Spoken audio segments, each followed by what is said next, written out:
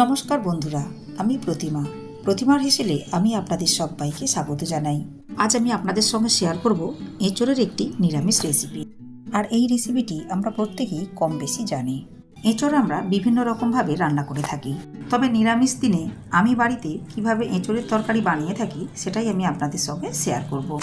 আসুন দেখে নেওয়া যাক নিরামিষ এঁচোড় কারির রেসিপিটি বানাবার জন্য লাগবে এঁচোড়। এর জন্য একটা মাঝারি সাইজের এঁচোড় গাছ থেকে পেরে নিয়ে এরপর খোসা ছাড়িয়ে নিয়ে এভাবে চৌকো করে কেটে নিয়ে পরিষ্কার জল দিয়ে ধুয়ে নিয়েছি।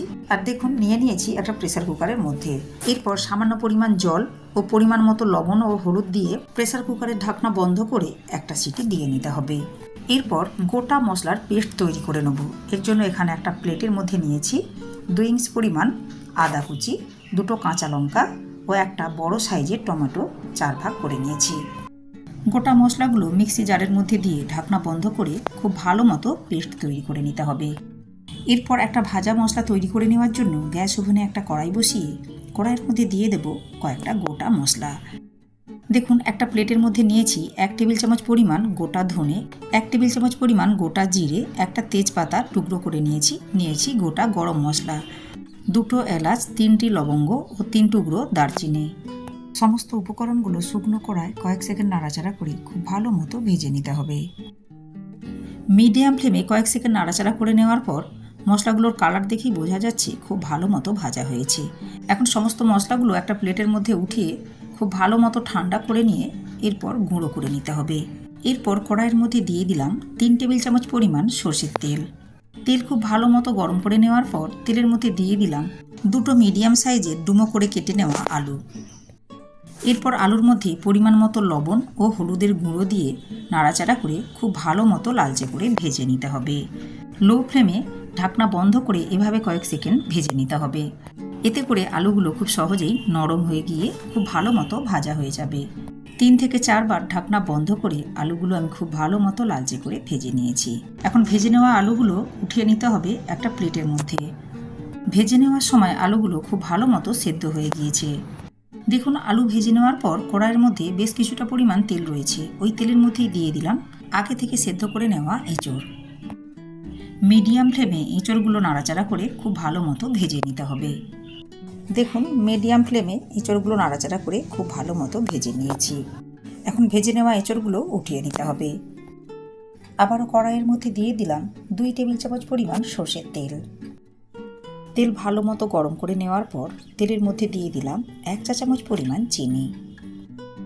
তেলের মধ্যে এভাবে চিনি দেওয়ার ফলে তরকারির স্বাদ ও কালার খুবই ভালো হয়। চিনি দেওয়ার সাথে সাথেই কোনো রকম মশলা দেব না।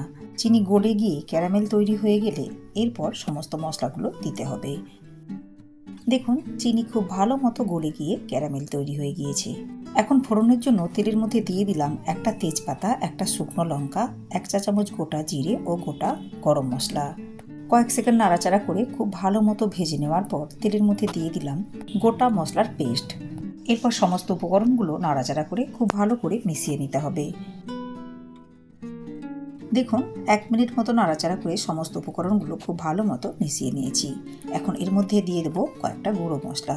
দিয়ে দিলাম 1 চা চামচ পরিমাণ হলুদ গুঁড়ো, 1 চা চামচ পরিমাণ ঝাল লঙ্কার গুঁড়ো, 1 চা চামচ পরিমাণ কাশ্মীরি লাল লঙ্কার গুঁড়ো। এরপর দিয়ে দিলাম আগে থেকে ভেজে নেওয়া মশলা। আমি এখানে অর্ধেক মশলা ব্যবহার করেছি, বাকি মশলা পরে ব্যবহার করব। এরপর দিয়ে দিলাম পরিমাণ মতো লবণ। আবারও সমস্ত উপকরণগুলো নাড়াচাড়া করে খুব ভালো করে মিশিয়ে নিতে হবে। দেখুন মশলার মধ্যে সামান্য পরিমাণ জল দিয়ে আবারও নাড়াচাড়া করে খুব ভালো মতো কষিয়ে নিতে হবে। দেখুন মশলা খুব ভালো মতো কষিয়ে নিয়েছি। এখন মশলার মধ্যে দিয়ে দেব আগে থেকে ভেজে নেওয়া আলু ও এঁচোড়। আবারও সমস্ত উপকরণগুলো নাড়াচাড়া করে খুব ভালো করে মিশিয়ে নিতে হবে। দিয়ে দিলাম 1 মুঠো পরিমাণ ধনে পাতা কুচি। আবারও একবার নাড়াচাড়া করে মিশিয়ে নিয়ে দিয়ে দিতে হবে পরিমাণ মতো জল। ঝোলের পরিমাণ যতটা রাখতে চাইবেন সেই বুঝে জলের পরিমাণ দিতে হবে। আর এই সময় তরকারির মধ্যে লবণ ও মিষ্টির পরিমাণ দেখে নিতে হবে। এখন ঢাকা দিয়ে 4 থেকে 5 মিনিট মিডিয়াম ফ্লেমে রান্না করে নিতে হবে। 5 মিনিট পর ঢাকনা উঠিয়ে নিয়েছি। দেখুন আলু ও এঁচড় খুব ভালো মতো সেদ্ধ হয়েছে। আর ঝোল এর থেকে বেশি ঘন করব না। এখন তরকারির উপর ছড়িয়ে দিলাম ভাজা মশলার গুঁড়ো, দিয়ে দিলাম 1 মুঠো পরিমাণ ধনেপাতা কুচি, সবশেষে দিয়ে দিলাম 1 চা চামচ পরিমাণ গাওয়া ঘি। আবারও একবার সমস্ত উপকরণগুলো নাড়াচাড়া করে খুব ভালো মতো মিশিয়ে নিয়ে গ্যাসের ফ্লেম অফ করে 5 মিনিট ঢাকা দিয়ে রেখে দিলেই তৈরি হয়ে যাবে নিরামিষ এঁচড় কারির রেসিপিটি। নিরামিষ এঁচড় কারির রেসিপিটি আপনাদের ভালো লাগলে লাইক ও শেয়ার করবেন। রেসিপিটি ফেসবুক থেকে দেখলে পেজটিকে ফলো করে নেওয়ার অনুরোধ রইল। ইউটিউব থেকে দেখলে চ্যানেলটাকে সাবস্ক্রাইব করে পাশে থাকা বেল আইকনটি প্রেস করে নেওয়ার অনুরোধ রইল। এতে করে আমি চ্যানেলে যখনই কোনো নতুন ভিডিও আপলোড করব সাথে সাথে নোটিফিকেশন পৌঁছে যাবে আপনার কাছে। ভালো থাকবেন, সুস্থ থাকবেন। ধন্যবাদ।